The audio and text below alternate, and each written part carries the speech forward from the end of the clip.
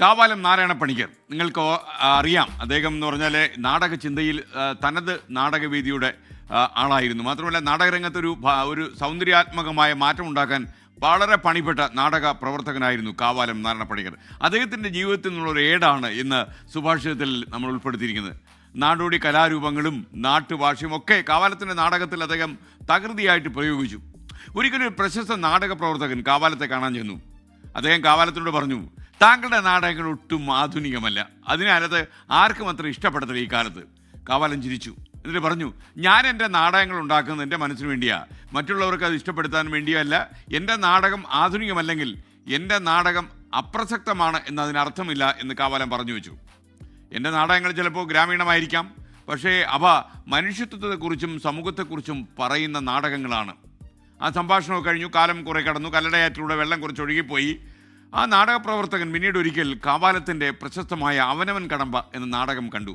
അടിയന്തരാവസ്ഥ കാലത്ത് അരങ്ങുകളെ തീപിടിപ്പിച്ച നാടകമായിരുന്നു. ക്യാമ്പസുകളിലും ക്യാമ്പസിലെ പുറത്തും യുവാക്കൾ ചേക്കേറുന്ന സ്ഥലത്തൊക്കെ തന്നെ ഈ അവനവൻ കടമ്പ വലിയ ചർച്ചാ വിഷയമായി. ഞാനൊക്കെ ആ നാടകം ആ കാലത്ത് കണ്ടിട്ടുണ്ട്.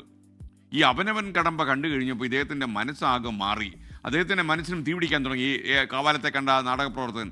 അദ്ദേഹം ഒരിക്കൽ കാവാലത്തെ കണ്ടപ്പോൾ പറഞ്ഞു, ഒത്തിരി പശ്ചാത്താപം അദ്ദേഹത്തിൻ്റെ മനസ്സിലുണ്ടായിരുന്നു. താങ്കൾ അന്ന് എന്നോട് പറഞ്ഞത് ശരിയാണ്, താങ്കളുടെ നാടകം ചിലപ്പോൾ ആധുനികമല്ലായിരിക്കാം, പക്ഷേ ആത്മാവിനെ സ്പർശിക്കുന്ന എന്തോ ഒരു സാധനം ഈ നാടകത്തിലുണ്ട്. അവനവൻ കടമ്പ ഇദ്ദേഹത്തിൻ്റെ ചിന്തയെ മാറ്റിയിരുന്നു. ഒരു കലാകാരൻ തൻ്റെ കലാസൃഷ്ടി നടത്തുന്ന മറ്റുള്ളവരെ സന്തോഷിപ്പിക്കാൻ വേണ്ടി മാത്രമല്ല, മറിച്ച് സ്വന്തം ആത്മാവിന് തൃപ്തി നൽകാൻ കൂടി വേണ്ടിയാണ്. മറ്റുള്ളവരുടെ വിമർശനങ്ങൾ പലപ്പോഴും കാര്യങ്ങൾ ഗ്രഹിച്ചുകൊണ്ടാകണം എന്നില്ല. നല്ല വിമർശനങ്ങൾ ഉൾക്കൊള്ളുക, അല്ലാത്തവ നിഷ്കരണം നിർദ്ദയം തള്ളിക്കളയുക. ഞാനൊക്കെ എടുത്തിരിക്കുന്ന പോളിസി അതാണ്.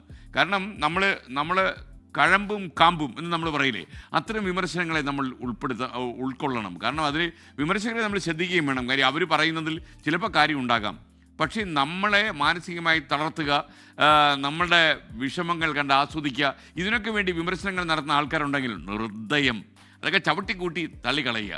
അപ്പോൾ ആ വിമർശനങ്ങളൊന്ന് പരിഗണിച്ച് നിങ്ങളുടെ ആത്മാവിനെ നിങ്ങൾ വിമലീകരിക്കരുത്, അതായത് മലിനപ്പെടുത്തരുതെന്ന് സാരം.